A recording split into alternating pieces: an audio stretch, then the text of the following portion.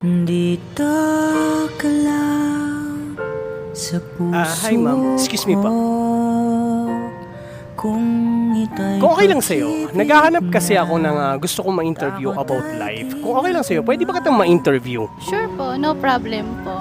Pwede ko ba matanong kung anong pangalan mo? Jerel po. Nagtatrabaho o nag-aaral? Nagtatrabaho na po ako. Ano pong ginagawa mo dito sa Plaza ng Binyan? Tambay-tambay lang para makalimot sa problem ko. Kasi mahirap na kung nagmumukpok ka lang palagi sa bahay. So may pinagdadaanan pala si ma'am. Nagmahal ka na ba? Yes, nagmahal na ako. Actually, for second time, nagmahal ako. Ma'am, anong pakiramdam yung nagmamahal? Yung feeling na pag nagmamahal ka ng tao, feeling mo napaka-importante mo sa taong nagmamahal sa'yo. Feeling mo lahat ipaglalaban ka. Di natin pwedeng alamin. Nasaktan ka na ba? Yes, for the second time. 2 beses ka na palang nagmahal. Yung unang minahal ko, 13 years. Second na minahal mo, ilang taon kayo nagtagal? Almost 12 months. So mag 1 year na. Apa, Ilan? December 28. Sad naman na, December pa talaga. Ma'am, anong naging reason ng paghihiwalay yung dalawa? Pasaway ako sa kanya. Hindi niya nakikiugali ko. Pero hindi niya alam, nitong huli, binabago ko yun kasi ayoko siyang mawala. Dahil ganun ko siya kamahal na wag lang akong iwan. Kaya pinilit ko magbago sa sarili ko. Parang napapaisip ko doon sa salitang pasaway. Gaano ka ba pasaway para iiwan ng isang lalaki? Gusto ko lang kasi siya makasama. Pag pares kaming army, parang nagagalit pa siya kasi nauumay siya na, ano ba yan? Lagi na lang tayo magkasama. Ayun lang naman yung hinihingi kong intention sa kanya. Yung oras. Kasi, paano pag nagkahiwalay kayo, di ba? Hindi mo na siya makakasama. Kaya sinusulit ko yung oras namin together. Yun yung salitang pasaway para sa kanya. Para sa akin, hindi pasaway yun. Kasi ikaw ay humihingi lang ng attention para makasama mo yung isang tao, di ba? Yes, yes. Pwede ko ba malaman kung sino tong tao tong minahal mo pero sinaktan ka? Hey, JC. JC! Sa ibang kalalakihan, yung pa nga hinahanap ng isang lalaki, yung nagkakaroon ng attention yung babae para sa kanila. Kaya para sa akin, yung pagiging pasaway mo, hindi yun reason eh. Siguro yun lang yung sinasabi niya para sa sarili niya. May reason ba to ng third party? Lagi niya sinasabi, walang third party na naganap. Pero sa tingin mo ba, may nagugustuhan siyang iba, kaya naghiwalay kayong dalawa? May sinabi siya sa akin na oo daw, may nagugustuhan na daw siya. Masakit sa akin yun. Masakit sa akin yun. Oo, talaga masakit yun. Masakit talaga yun. So,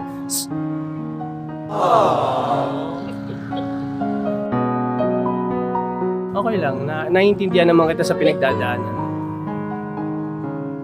Pwede kong maitanong sa'yo, gaano mo ba siya kamahal? Alam mo, minahal ko siya kasi ginawa ko siyang mundo ko. Siya yung ideal guy ko, kaya ginawa ko lahat para mahalin niya ako ng sobra. Simula nung nawala siya, gumuno na yung mundo ko. Andito na yung part na nag-suicide ako sa sarili ko. Hindi ko na inisip yung sarili ko. Hindi ko na inisip na may nagmamahal pa sa akin. So, sa nakikita ko sa iyo, mama, umaasa ka na magkabalikan kayo. Bakit? Yes, maasa ako kahit sakit na ako. Kasi itong taong to yung nagparana sa akin ng true love. Like, siya lang yung nakagawa ng kiss sa forehead sa akin. Alam mo, naaalala ko palagi, pag may nagsisintas ng sapatos ko, ginagawa niya yun. Siya lang nakagawa nun sa akin. Kaya hindi ko siya magawang iwanan. Kasi first time ko lang naranasan yun. Hindi ko maiwan sa sarili ko yung memories namin na yun. Sige, okay lang. Okay lang. Natural lang sa isang babaeng nasasaktan ang umiyak, lumuha, di ba? Hindi natin pwedeng pigilan yung mga emotion nyo. Dapat nga yan may dumadamay pa. Paano mo ba masasabi sa sarili mo na mahal ka na ng isang tao? Gumagawa siya ng sacrifice sa akin. Ang dami niyang sacrifice na ginawa niya sa akin, not knowing na pinahalagahan ko yun. Kaya nasasaktan ako. Bakit sa tingin mo, bakit hindi tayo nagugustuhan ng isang tao? Siguro may kulang sa atin. Hindi pa natin mabigay yung best version natin sa kanila. Kaya iniisip nila, parang hindi ka tamang mahalin. Tamang mahalin. Pero binigay mo yung best mo. Pero parang hindi niya nakita, di ba? Yes, yun yung hinahanap ko na. Sana napansin niya na nagiging best na ako sa kanya. Pero bandang huli, wala na. Bakit ka nagpapatuloy umasa kahit alam mo sa sarili mo na parang wala nang pag-asa? Kasi kaya ako umaasa, hindi na mauulit yung love na naranasan ko sa kanya. Dahil second time na ako nasaktan. Sa kanya ko na naranasan kung paano maging greatest love. Sa kanya ko natutunan kung paano magmahal ng totoo. Sa kanya ko na nalaman kung paano maging respeto. Kasi sa totoo lang, ang love kasi hindi kasungkatan kung may sex kayo pa rin. Respeto sa bawat isa. Respeto sa bawat isa. Oh. Kamusta ka? Okay ka pa ba? Okay pa, lumalaban ako sa sarili ko para sa magulang ko. Hindi, I mean, deep inside, okay ka pa ba? Alam kong nakakaranas ka ng depression at anxiety. Ma'am, pwede ko matanong, nag-attempt ka na bang tapusin ang buhay mo? Yes, totoo po nag-attempt ako. Andyan yung uminom ako ng Sunrocks. Mapatunayan ko lang, babalik ba siya kapag uminom ba ako nito? Naglaslas na ako nung lahat ng karumal-dumal na hindi pwedeng gawin ng isang tao ginawa ko. Kahit alam ko magagalit sa akin ng Panginoon, ginawa ko, bumalik lang siya. Bumalik lang siya. Ma'am, sa ganung pagkakataon, doon na kita ma-advisean. Mali yung ginawa mo.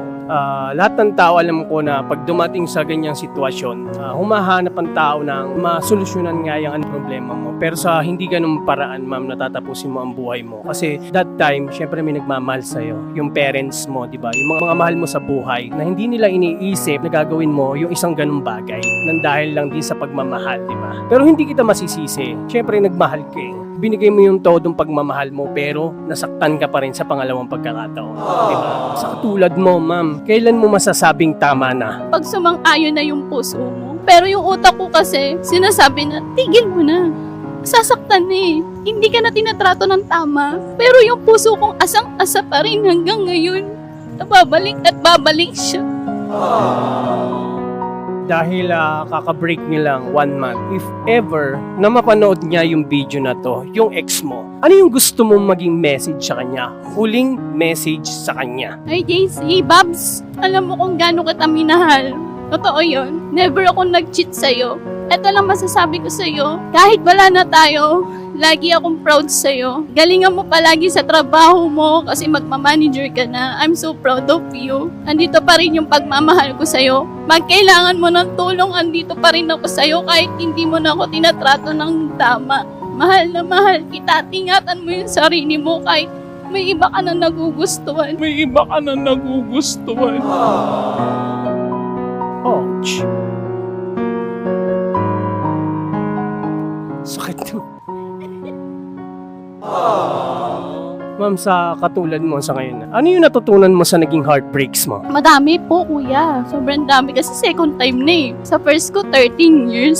Etong second ko, 1 year lang. Nasaktan. Natutunan ko, mahalin mo yung sarili mo muna. Huwag ka muna magmahal. Kasi pag binigay mo ng sobra, iiwan at iiwan Iiwan at iiwan. ka din ng taong mahal mo.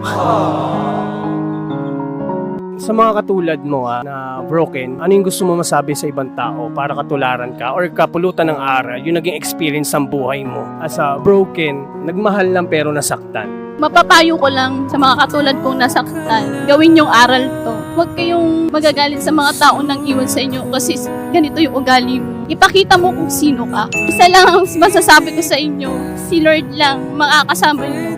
Pag-araw niyo na nag-a-attempt kayo sa sarili niyo, magdasal lang kayo. Totoo yun, kasi dati hindi ako naniniwala na may Panginoon. Pero pangalawang beses na nasaktan ako, sa kanya akong lumapit, siya ang totoong nagmahal sa akin. Kaya wag na wag yung gagawin yung ginawa ko, na sinasaktan ko na yung sarili ko para lang bumalik yung taong nagmahal sa akin. Kahit masaktan, ika'y pupuntahan. Kahit saan ka man, kung kailangan mo ako, aking mahal.